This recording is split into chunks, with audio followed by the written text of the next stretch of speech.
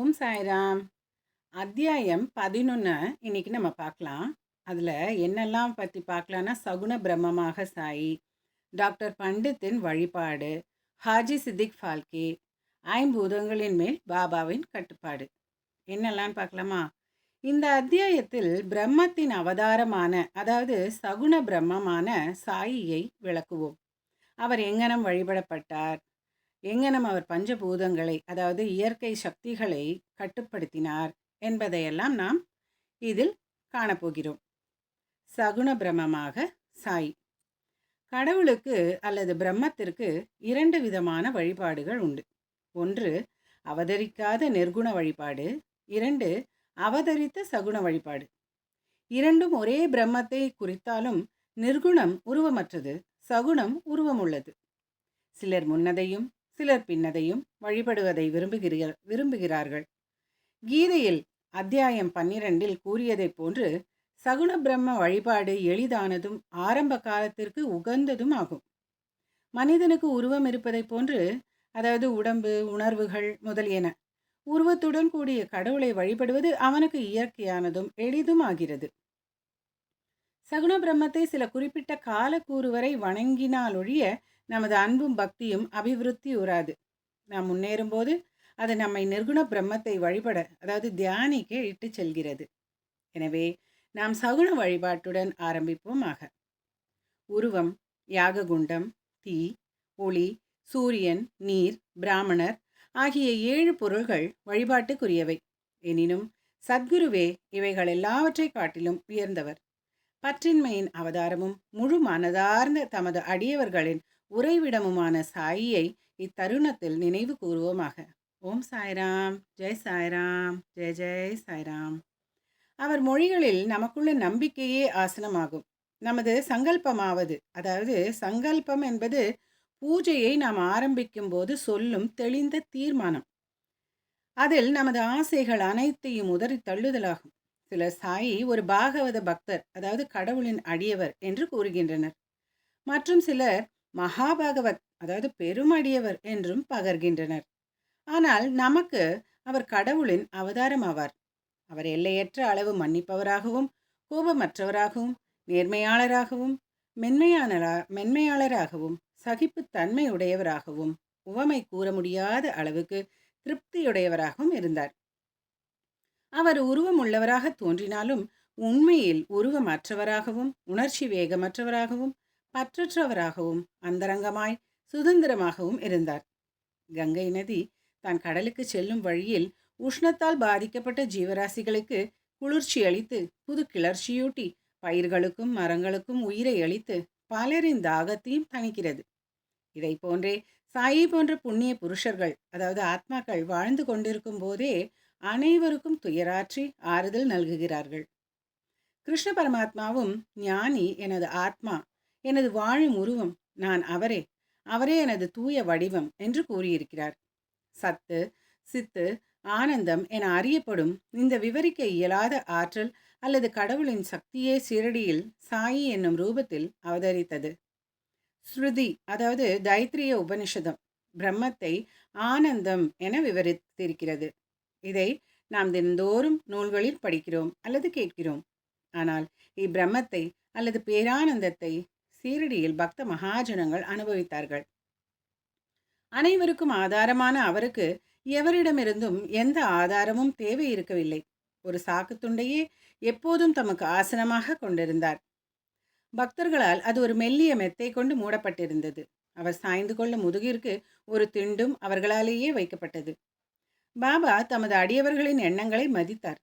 அவர்கள் விரும்பியபடியே தம்மை வழிபட அவர்களை அனுமதித்தார். அவர் முன்னிலையில் சிலர் சாமரம் அல்லது விசிறி வீசினர்.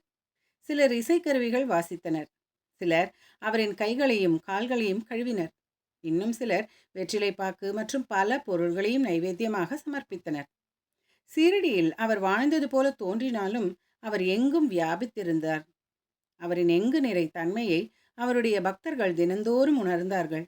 இவ்வாறாக எங்கனம் வியாபித்திருக்கிற, அதாவது சர்வாந்தர் யாமியாக இருக்கிற சத்குருவுக்கு நமது பணிவான சாஷ்டாங்க நமஸ்காரங்கள். ஓம் சாய்ராம், ஜெய் சாய்ராம், ஜெய் ஜெய் சாய்ராம். அடுத்தது நாம் காணப்போவது டாக்டர் பண்டிட்டின் வழிபாடு. ஒருமுறை தாத்தியா சாஹேப் நூல்கரின் நண்பரான டாக்டர் பண்டிட் என்பவர் ஷிரடிக்கு பாபாவின் தரிசனத்துக்காக வந்தார். பாபாவை வணங்கிய பின் மசூதியில் அவர் சிறிது நேரம் அமர்ந்திருந்தார்.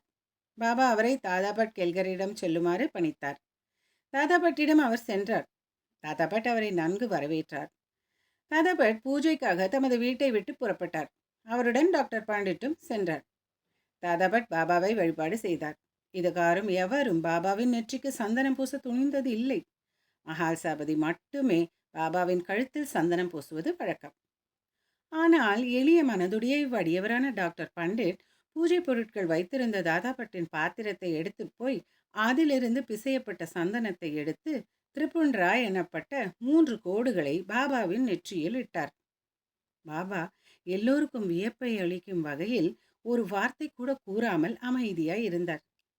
அன்று மாலை தாதாபட் பாபாவிடம், நெற்றியில் சந்தனம் பூசுவதை நீங்கள் தடுத்து கொண்டிருந்தாலும் இப்போது டாக்டர் பண்டிட் அங்கனம் செய்ததை தாங்கள் எப்படி அனுமதித்தீர்கள் என்று கேட்டார்.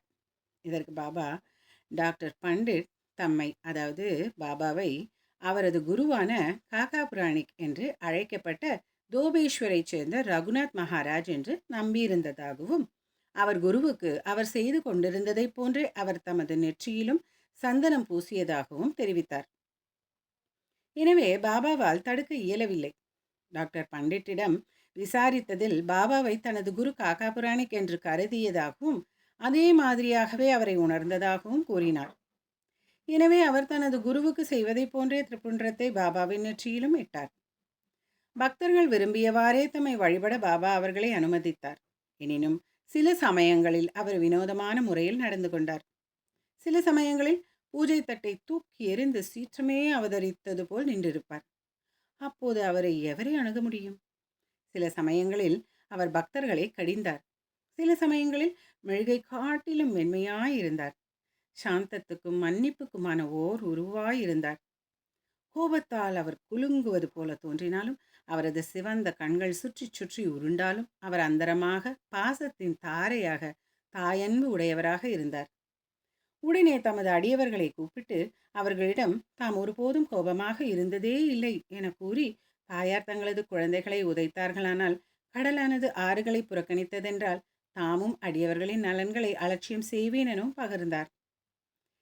தமது பக்தர்களின் அடிமையான அவர் எப்போதும் அவர்களுக்கு ஆதரவாய் இருப்பதையும், அவர்கள் தம்மை அழைக்கும் போதெல்லாம் மறுமொழி கூறி அவர்களின் அன்பை பெறுவதற்குமே எப்போதும் அவர் பெரிதும் விரும்பினார்.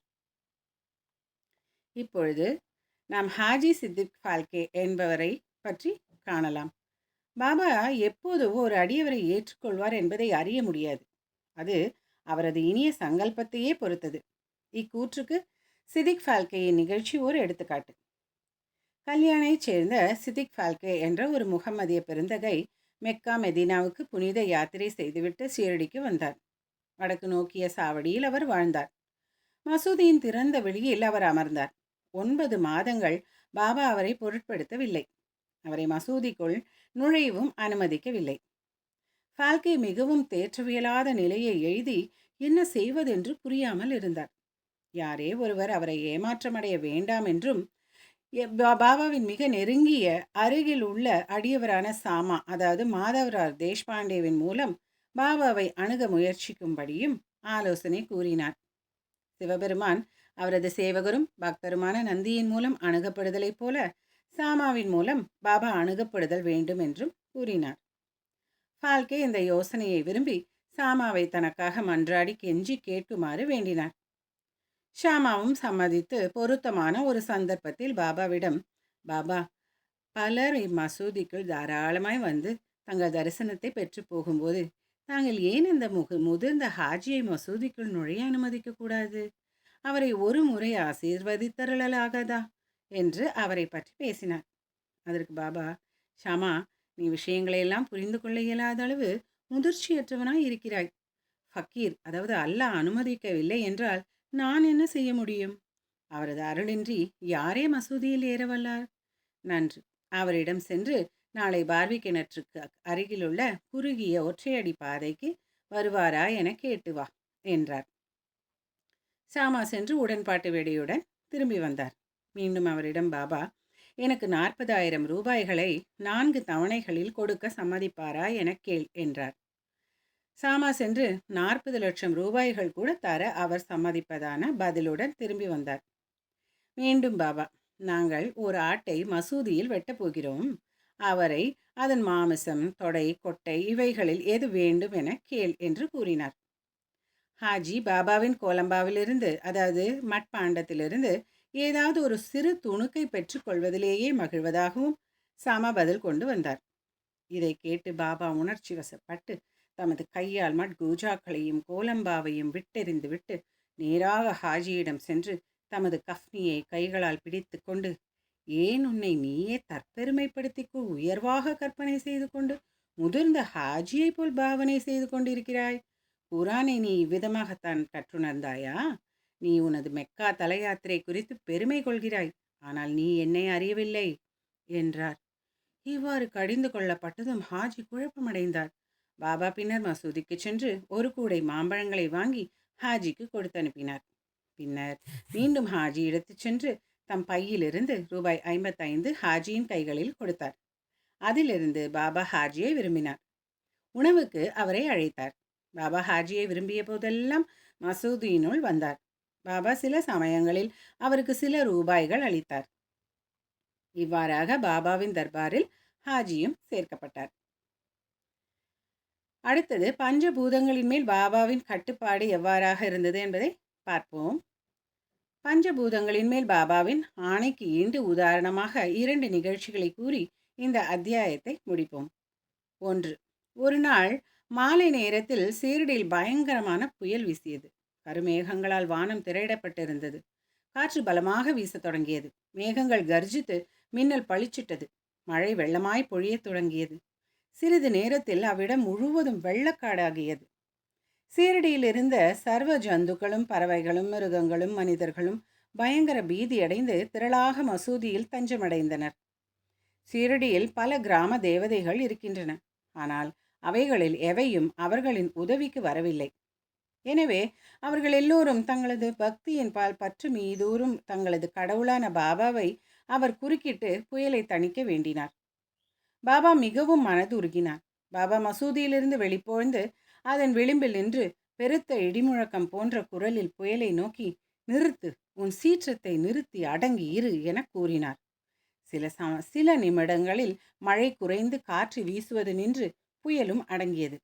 பின்னர் சந்திரன் வானத்தில் உதயமாகி மக்கள் நன்றாக மகிழ்வெய்தி வீட்டிற்கு திரும்பினர். 2வது நிகழ்ச்சி. மற்றொரு சந்தர்ப்பத்தில் மத்தியான நேரத்தில் மசூதியில் துனியில் உள்ள நெருப்பு பிரகாசமாக எரிய தொடங்கியது. அதனுடைய ஜுவாலை மசூதியின் விட்டத்தை அடைந்தது. மசூதியில் அமர்ந்திருந்த மக்களுக்கு என்ன செய்வதென்று புரியவில்லை. தண்ணீரை அதன் மீது ஊற்றும்படியோ அல்லது ஜுவாலையை தணிப்பதற்கு வேறு எதுவும் செய்யும்படியாகவோ பாபாவை கேட்க அவர்களுக்கு துணிவு வரவில்லை. ஆனால் சிறிது நேரத்தில் பாபா என்ன நிகழ்ந்து கொண்டிருக்கிறது என்பதை உணர தலைப்பட்டார். தமது சட்காவை எடுத்து முன்னுள்ள ஒரு தூணின் மீது ஓங்கி அடித்து, கீழிறங்கு, அமைதியாய் இரு என்றார். ஒவ்வொரு தடியின் அடிக்கும் ஜுவாலை கீழிறங்கத் தொடங்கி சில நிமிடங்களில் குறைந்து துனி அமைதியாகவும் சாதாரணமாகவும் ஆகியது. இதுவே நமது சாயி, அதாவது கடவுளின் அவதாரமாகும். தம் முன் விழுந்து பணிந்து சரணாகதி அடைந்த எந்த மனிதரையும் அவர் ஆசீர்வதிக்கிறார். தினந்தோறும் பக்தியுடனும் இவ் அத்தியாயத்தை படிப்பவர் எல்லா கேடுகளிலிருந்தும் விடுபடுவார். இது மட்டுமன்று, எப்போதும் சாயியின் மேல் பக்தியுடையவராகவும் அன்புடையவராகவும் இருந்து வெகு விரைவில் கடவுள் காட்சியை பெறுவார். எல்லா ஆசைகளும் நிறைவேறி முடிவில் அவாவற்றவராக உயர்நிலை எய்துவார். ஸ்ரீ சாயியை பணிக. அனைவருக்கும் சாந்தி நிலவட்டும். ஓம் சாய்ராம், ஜெய் சாய்ராம், ஜெய் ஜெய் சாய்ராம்.